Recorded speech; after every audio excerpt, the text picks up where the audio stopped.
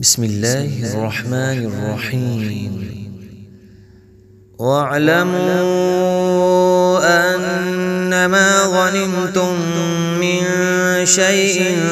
فأن لله خمسه وللرسول ولذي القربى واليتامى والمساكين وابن السبيل إن كنتم آمنتم بالله وما أنزلنا على عبدنا يوم الفرقان يوم التقى الجمعان والله على كل شيء قدير. إذ أنتم بالعدوة الدنيا وهم بالعدوة القصوى والركب أسفل منكم ولو تواعدتم لاختلفتم في الميعاد ولكن ليقضي الله أمرا كان مفعولا ليهلك من هلك عن بينة ويحيى من حي عن بينة وإن الله لسميع عليم. إذ يريكهم الله في منامك قليلا ولو أراكهم كثيرا لفشلتم ولتنازعتم في الأمر ولكن الله سلم إنه عليم بذات الصدور. وإذ يريكموهم إذ التقيتم في أعينكم قليلا ويقللكم في أعينهم ليقضي الله أمرا كان مفعولا وإلى الله ترجع الأمور. يا أيها الذين آمنوا إذا لقيتم فئة فاثبتوا واذكروا الله كثيرا لعلكم تفلحون. وأطيعوا الله ورسوله ولا تنازعوا فتفشلوا وتذهب ريحكم واصبروا إن الله مع الصابرين. ولا تكونوا كالذين خرجوا من ديارهم بطرا ورئاء الناس ويصدون عن سبيل الله والله بما يعملون محيط. وإذ زين لهم الشيطان أعمالهم وقال لا غالب لكم اليوم من الناس وإني جار لكم فلما تراءت الفئتان نكص على عقبيه وقال إني بريء منكم إني أرى ما لا ترون إني أخاف الله والله شديد العقاب. إذ يقول المنافقون والذين في قلوبهم مرض غر هؤلاء دينهم ومن يتوكل على الله فإن الله عزيز حكيم. ولو ترى إذ يتوفى الذين كفروا الملائكة يضربون وجوههم وأدبارهم وذوقوا عذاب الحريق ذلك بما قدمت أيديكم وأن الله ليس بظلام للعبيد. كدأب آل فرعون والذين من قبلهم كفروا بآيات الله فأخذهم الله بذنوبهم إن الله قوي شديد العقاب. ذلك بأن الله لم يك مغيرا نعمة أنعمها على قوم حتى يغيروا ما بأنفسهم وأن الله سميع عليم. كدأب آل فرعون والذين من قبلهم كذبوا بآيات ربهم فأهلكناهم بذنوبهم وأغرقنا آل فرعون وكل كانوا ظالمين. إن شر الدواب عند الله الذين كفروا فهم لا يؤمنون. الذين عاهدت منهم ثم ينقضون عهدهم في كل مرة وهم لا يتقون فإما تثقفنهم في الحرب فشرد بهم من خلفهم لعلهم يذكرون وإما تخافن من قوم خيانة فانبذ إليهم على سواء إن الله لا يحب الخائنين ولا يحسبن الذين كفروا سبقوا إنهم لا يعجزون وأعدوا لهم ما استطعتم من قوة ومن رباط الخيل ترهبون به عدو الله وعدوكم وآخرين من دونهم لا تعلمونهم الله يعلمهم وما تنفقوا من شيء في سبيل الله يوفى إليكم وأنتم لا تظلمون وإن جنحوا للسلم فجنح لها وتوكل على الله إنه هو السميع العليم وإن يريدوا أن يخضعوك فإن حسبك الله هو الذي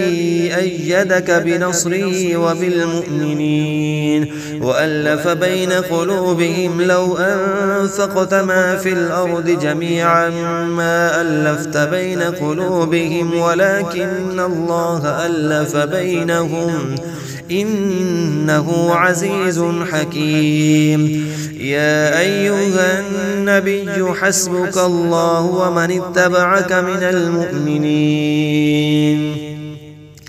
يا أيها النبي حرض المؤمنين على القتال إن يكن منكم 20 صابرون يغلبوا 200 وإن يكن منكم 100 يغلبوا 1000 من الذين كفروا بأنهم قوم لا يفقهون الآن خفف الله عنكم وعلم أن فيكم ضعفا فإن يكن منكم 100 صابرة يغلبوا 200 وإن يكن منكم 1000 يغلبوا 2000 بإذن الله والله مع الصابرين ما كان لنبي أن يكون له أسرى حتى يثخن في الأرض تريدون عرض الدنيا والله يريد الآخرة والله عزيز حكيم لولا كتاب من الله سبق لمسكم فيما أخذتم عذاب عظيم فكلوا مما غنمتم حلالا طيبا واتقوا الله إن الله غفور رحيم يا أيها النبي قل لمن في أيديكم من الأسرى إن يعلم الله في قلوبكم خيرا يؤتكم خيرا مما أخذ منكم ويغفر لكم والله غفور رحيم وإن يريدوا خيانتك فقد خانوا الله من قبل فأمكن منهم والله عليم حكيم إن الذين آمنوا وهاجروا وجاهدوا بأموالهم وأنفسهم في سبيل الله والذين آووا ونصروا أولئك بعضهم أولياء بعض والذين آمنوا ولم يهاجروا ما لكم من ولايتهم من شيء حتى يهاجروا وإن استنصروكم في الدين فعليكم النصر إلا على قوم بينكم وبينهم ميثاق والله بما تعملون بصير والذين كفروا بعضهم أولياء بعض إلا تفعلوه تكن فتنة في الأرض وفساد كبير والذين آمنوا وهاجروا وجاهدوا في سبيل الله والذين آووا ونصروا أولئك هم المؤمنون حقا لهم مغفرة ورزق كريم والذين آمنوا من بعد وهاجروا وجاهدوا معكم فأولئك منكم وأولو الأرحام بعضهم أولى ببعض في كتاب الله إن الله بكل شيء عليم براءة من الله ورسوله إلى الذين عاهدتم من المشركين فسيحوا في الأرض 4 أشهر واعلموا أنكم غير معجز الله وأن الله مخزي الكافرين وأذان من الله ورسوله إلى الناس يوم الحج الأكبر أن الله بريء من المشركين ورسوله فإن تبتم فهو خير لكم وإن توليتم فاعلموا أنكم غير معجز الله وبشر الذين كفروا بعذاب أليم إلا الذين عاهدتم من المشركين ثم لم ينقصوكم شيئا ولم يظاهروا عليكم أحدا فأتموا إليهم عهدهم إلى مدتهم إن الله يحب المتقين فإذا سلخ الأشهر الحرم فاقتلوا المشركين حيث وجدتموهم وخذوهم واحصروهم واقعدوا لهم كل مرصد فإن تابوا وأقاموا الصلاة وآتوا الزكاة فخلوا سبيلهم إن الله غفور رحيم وإن أحد من المشركين استجارك فأجره حتى يسمع كلام الله ثم أبلغه مأمنا ذلك بأنهم قوم لا يعلمون كيف يكون للمشركين عهد عند الله وعند رسوله إلا الذين عاهدتم عند المسجد الحرام فما استقاموا لكم فاستقيموا لهم إن الله يحب المتقين كيف وإن يظهروا عليكم لا يرقبوا فيكم إلا ولا ذمة يرضونكم بأفواههم وتأبى قلوبهم وأكثرهم فاسقون اشتروا بآيات الله ثمنا قليلا فصدوا عن سبيله إنهم ساء ما كانوا يعملون لا يرقبون في مؤمن إلا ولا ذمة وأولئك هم المعتدون فإن تابوا وأقاموا الصلاة وآتوا الزكاة فإخوانكم في الدين ونفصل الآيات لقوم يعلمون وإن نكثوا أيمانهم من بعد عهدهم وطعنوا في دينكم فقاتلوا أئمة الكفر إنهم لا أيمان لهم لعلهم ينتهون ألا تقاتلون قوما نكثوا أيمانهم وهموا بإخراج الرسول وهم بدأوكم أول مرة أتخشونهم فالله أحق أن تخشوه إن كنتم مؤمنين قاتلوهم يعذبهم الله بأيديكم ويخزهم وينصركم عليهم ويشفي صدور قوم مؤمنين ويذهب غيظ قلوبهم ويتوب الله على من يشاء والله عليم حكيم أم حسبتم أن تتركوا ولما يعلم الله الذين جاهدوا منكم ولم يتخذوا من دون الله ولا رسوله ولا المؤمنين وليجة والله خبير بما تعملون. ما كان للمشركين أن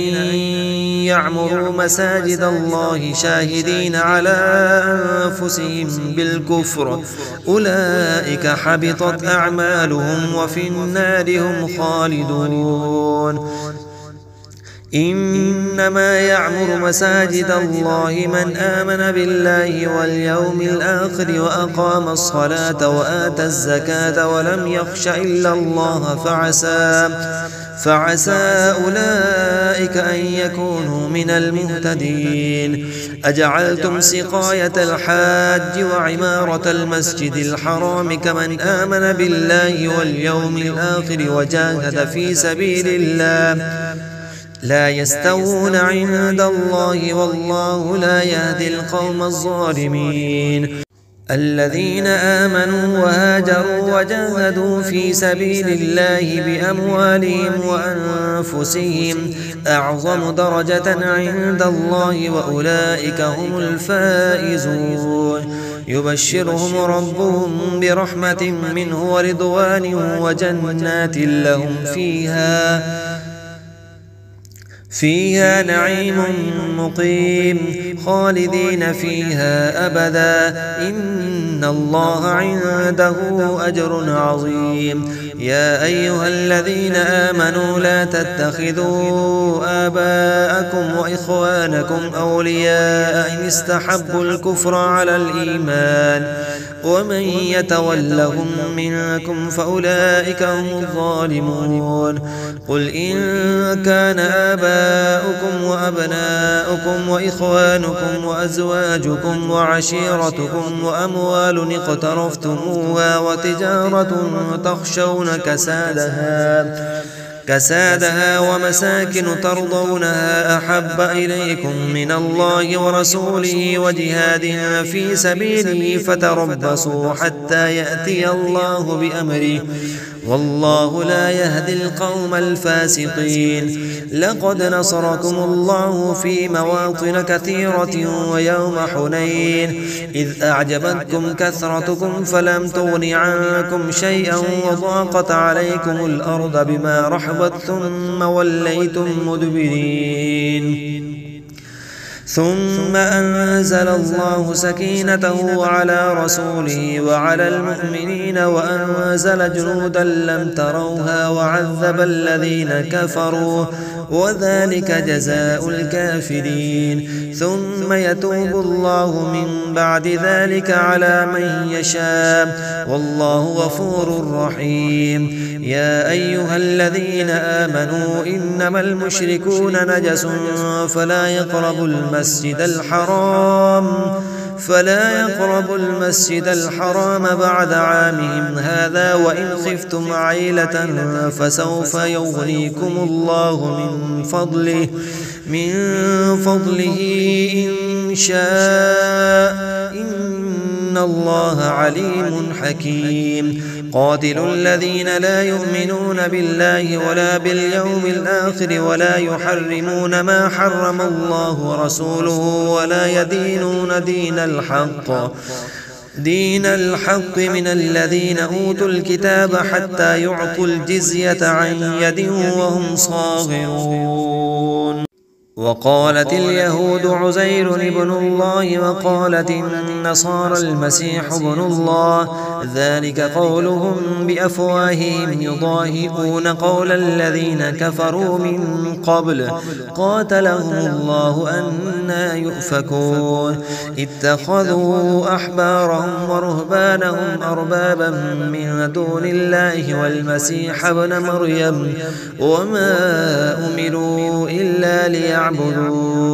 إلها واحدا لا إله إلا هو سبحانه عما يشركون. يريدون أن يطفئوا نور الله بأفواههم ويأبى الله إلا أن يتم نوره ولو كره الكافرون.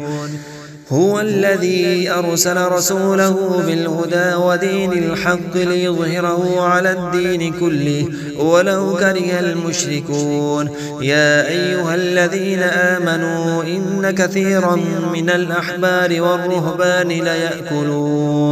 ليأكلون أموال الناس بالباطل ويصدون عن سبيل الله. والذين يكنزون الذهب والفضة ولا ينفقونها في سبيل الله فبشرهم بعذاب أليم يوم يحمى عليها في نار جهنم فتكوى بها جباههم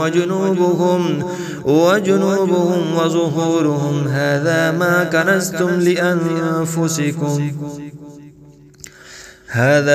كنزتم لأنفسكم فذوقوا ما كنتم تكنزون. إن عدة الشهور عند الله 12 شهرا في كتاب الله يوم خلق السماوات والأرض منها 4 حرم ذلك الدين القيم فلا تظلموا فيهن أنفسكم وقاتلوا المشركين كافة كما يقاتلونكم كافة واعلموا أن الله مع المتقين. إنما النسيء زيادة في الكفر يضل به الذين كفروا يحلونه عاما ويحرمونه عاما ليواطئوا عدة ما حرم الله فيحلوا ما حرم الله زجن لهم سوء أعمالهم والله لا يهدي القوم الكافرين. يا أيها الذين آمنوا ما لكم إذا قيل لكم انفروا في سبيل الله اثاقلتم إلى الأرض أرضيتم بالحياة الدنيا من الآخرة فما متاع الحياة الدنيا في الآخرة إلا قليل. إلا تنفروا يعذبكم عذابا أليما ويستبدل قوما غيركم ولا تضروه شيئا والله على كل شيء قدير. إلا تنصروه فقد نصره الله إذ أخرجه الذين كفروا ثاني اثنين إذ هما في الغار إذ يقول لصاحبه لا تحزن إن الله معنا فأنزل الله سكينته عليه وأيده بجنود لم تروها وجعل كلمة الذين كفروا السفلى وكلمة الله هي العليا والله عزيز حكيم. انفروا خفافا وثقالا وجاهدوا بأموالكم وأنفسكم في سبيل الله ذلكم خير لكم إن كنتم تعلمون. لو كان عرضا قريبا وسفرا قاصدا لاتبعوك ولكن بعدت عليهم الشقة وسيحلفون بالله لو استطعنا لخرجنا معكم يهلكون أنفسهم والله يعلم إنهم لكاذبون. عفى الله عنك لما أذنت لهم حتى يتبين لك الذين صدقوا وتعلم الكاذبين. لا يستأذنك الذين يؤمنون بالله واليوم الآخر أن يجاهدوا بأموالهم وأنفسهم والله عليم بالمتقين. إنما يستأذنك الذين لا يؤمنون بالله واليوم الآخر وارتابت قلوبهم فهم في ريبهم يترددون. ولو أرادوا الخروج لأعدوا له عدة ولكن كره الله بعاثهم فثبتهم وقيل اقعدوا مع القاعدين. لو خرجوا فيكم ما زادوكم إلا خبالا ولأوضعوا خلالكم يبغونكم الفتنة وفيكم سماعون لهم والله عليم بالظالمين. لقد ابتغوا الفتنة من قبل وقلبوا لك الأمور حتى جاء الحق وظهر أمر الله وهم كارهون. ومنهم من يقول ائذن لي ولا تفتني ألا في الفتنة سقطوا وإن جهنم لمحيطة بالكافرين إن تصبك حسنة تسؤهم وإن تصبك مصيبة يقولوا قد أخذنا أمرنا من قبل ويتولوا وهم فرحون قل لن يصيبنا إلا ما كتب الله لنا هو مولانا وعلى الله فليتوكل المؤمنون قل هل تربصون بنا إلا إحدى الحسنيين ونحن نتربص بكم أن يصيبكم الله بعذاب من عنده أو بأيدينا فتربصوا إنا معكم متربصون قل أنفقوا طوعا أو كرها لن يتقبل منكم إنكم كنتم قوما فاسقين وما منعهم أن تقبل منهم نفقاتهم إلا أنهم كفروا بالله وبرسوله ولا يأتون الصلاة إلا وهم كسالى ولا ينفقون إلا وهم كارهون فلا تعجبك أموالهم ولا أولادهم إنما يريد الله ليعذبهم بها في الحياة الدنيا وتزهق أنفسهم وهم كافرون ويحلفون بالله إنهم لمنكم وما هم منكم ولكنهم قوم يفرقون لو يجدون ملجأ أو مغارات أو مدخلا لولوا إليه وهم يجمعون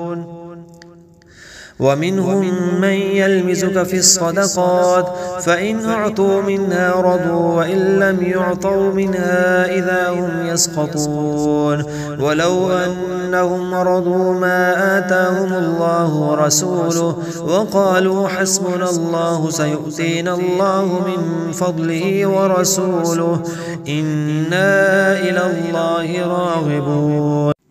إنما الصدقات للفقراء والمساكين والعاملين عليها والمؤلفة قلوبهم وفي الرقاب والغارمين وفي سبيل الله وابن السبيل فريضة من الله والله عليم حكيم ومنهم الذين يؤذون النبي ويقولون هو أذن قل أذن خير لكم يؤمن بالله ويؤمن للمؤمنين ورحمة للذين آمنوا منكم والذين يؤذون رسول الله لهم عذاب أليم يحلفون بالله لكم ليرضوكم والله ورسوله أحق أن يرضوه إن كانوا مؤمنين ألم يعلموا أنه من يحادد الله ورسوله فأن له نار جهنم خالدا فيها ذلك الخزي العظيم يحذر المنافقون أن تنزل عليهم سورة تنبئهم بما في قلوبهم قل استهزئوا إن الله مخرج ما تحذرون ولئن سألتهم ليقولن إنما كنا نخوض ونلعب قل أبالله وآياته ورسوله كنتم تستهزئون لا تعتذروا قد كفرتم بعد إيمانكم إن نعف عن طائفة منكم نعذب طائفة بأنهم كانوا مجرمين المنافقون والمنافقات بعضهم من بعض يأمرون بالمنكر وينهون عن المعروف ويقبضون أيديهم نسوا الله فنسيهم إن المنافقين هم الفاسقون وعد الله المنافقين والمنافقات والكفار نار جهنم خالدين فيها هي حسبهم ولعنهم الله ولهم عذاب مقيم كالذين من قبلكم كانوا أشد منكم قوة وأكثر أموالا وأولادا فاستمتعوا بخلاقهم فاستمتعتم بخلاقكم كما استمتع الذين من قبلكم بخلاقهم وخذتم كالذي خاضوا أولئك حبطت أعمالهم في الدنيا والآخرة وأولئك هم الخاسرون. ألم يأتهم نبأ الذين من قبلهم قوم نوح وعاد وثمود وقوم إبراهيم وأصحاب مدين والمؤتفكات أتتهم رسلهم بالبينات فما كان الله ليظلمهم ولكن كانوا أنفسهم يظلمون. والمؤمنون والمؤمنات بعضهم أولياء بعض يأمرون بالمعروف وينهون عن المنكر ويقيمون الصلاة ويؤتون الزكاة ويطيعون الله ورسوله أولئك سيرحمهم الله إن الله عزيز حكيم. وعد الله المؤمنين والمؤمنات جنات تجري من تحتها الأنهار خالدين فيها ومساكن طيبة في جنات عدن ورضوان من الله أكبر ذلك هو الفوز العظيم. يا أيها النبي جاهد الكفار والمنافقين واغلظ عليهم ومأواهم جهنم وبئس المصير. يحلفون بالله ما قالوا ولقد قالوا كلمة الكفر وكفروا بعد إسلامهم وهموا بما لم ينالوا وما نقموا إلا أن أغناهم الله ورسوله من فضله فإن يتوبوا يك خيرا لهم وإن يتولوا يعذبهم الله عذابا أليما في الدنيا والآخرة وما لهم في الأرض من ولي ولا نصير. ومنهم من عاهد الله لئن آتانا من فضله لنصدقن ولنكونن من الصالحين فلما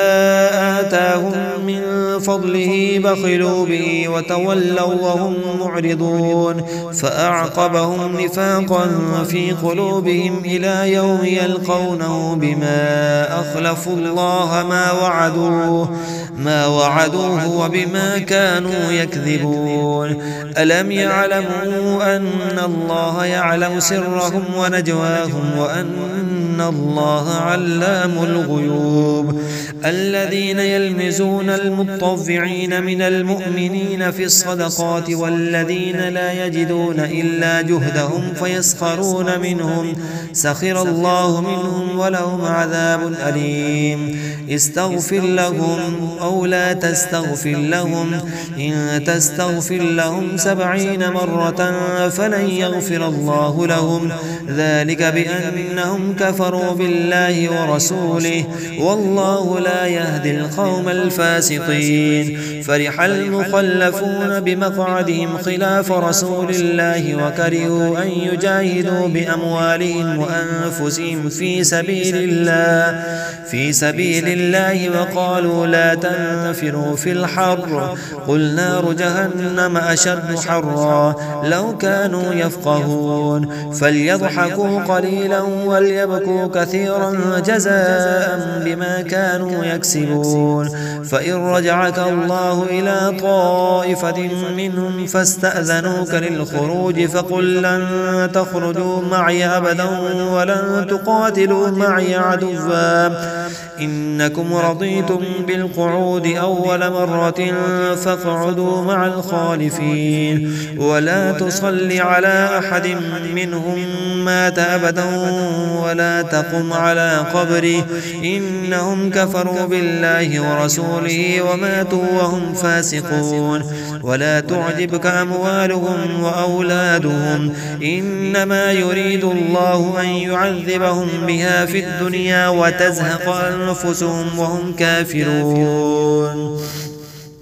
وإذا أنزلت سورة أن آمنوا بالله وجاهدوا مع رسوله استأذنك أولو الطول منهم وقالوا ذرأنا نكن مع القاعدين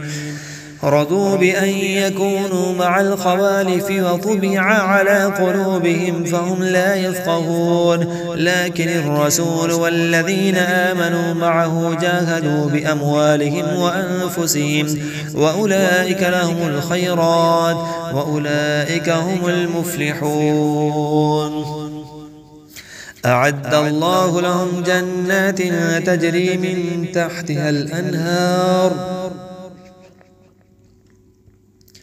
من تحتها الأنهار خالدين فيها ذلك الفوز العظيم وجاء المعذرون من الأعراب ليؤذن لهم وقعد الذين كذبوا الله ورسوله سيصيب الذين كفروا منهم عذاب أليم ليس على الضعفاء ولا على المرضى وعلى الذين لا يجدون ما ينفقون حرج إذا نصحوا لله ورسوله ما على المحسنين من سبيل والله غفور رحيم ولا على الذين إذا ما أتوك لتحملهم قلت ألا أجد ما أحملكم عليه تولوا وأعينهم تفيض من الدمع حزنا ألا يجدوا ما ينفقون إنما السبيل على الذين يستأذنونك وهم أغنياء رضوا بأن يكونوا مع الخوالف وطبع الله على قلوبهم فهم لا يعلمون.